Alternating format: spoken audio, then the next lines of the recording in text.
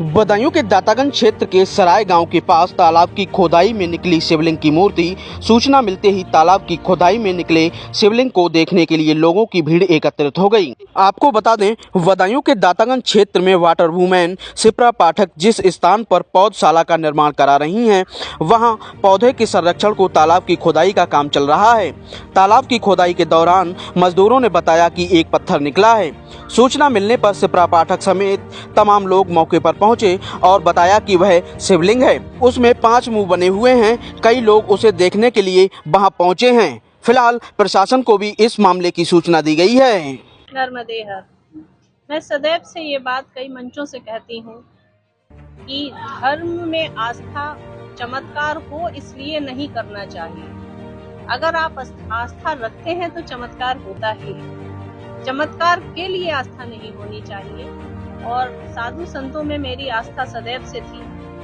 मेरा एक सनातन माहौल में मेरा पालन पोषण हुआ है। और आज जैसे आपने देखा कि लगभग 1000 साधु संत आए थे, जिनके चरण कमल यहाँ पड़े, जिनकी चरण रज से यहाँ की भूमि पवित्र हुई, जिन्होंने रण घोष किया, धर्म के ऐसे सूत्र बोले, तो ये भूमि इतनी पवित्र स्वतः ही हो गई। तो मुझे लगता है उन साधु संतों के आने से, उनके स्वर से, उनकी दिव्यता से, उनकी पवित्रता से शायद महादेव प्रसन्न हुए हैं और उन्होंने ये चयन किया है कि वो यहाँ पर अब विराजेंगे।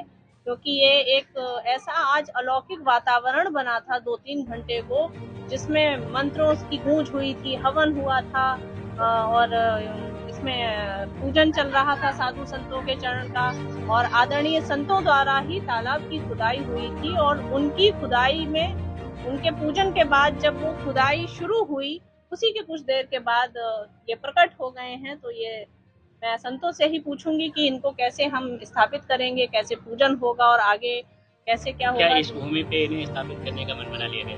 बिल्कुल, ये इन्होंने ही मन बना लिया है। इनके आदेश के आगे हम क्या बोल सकते हैं।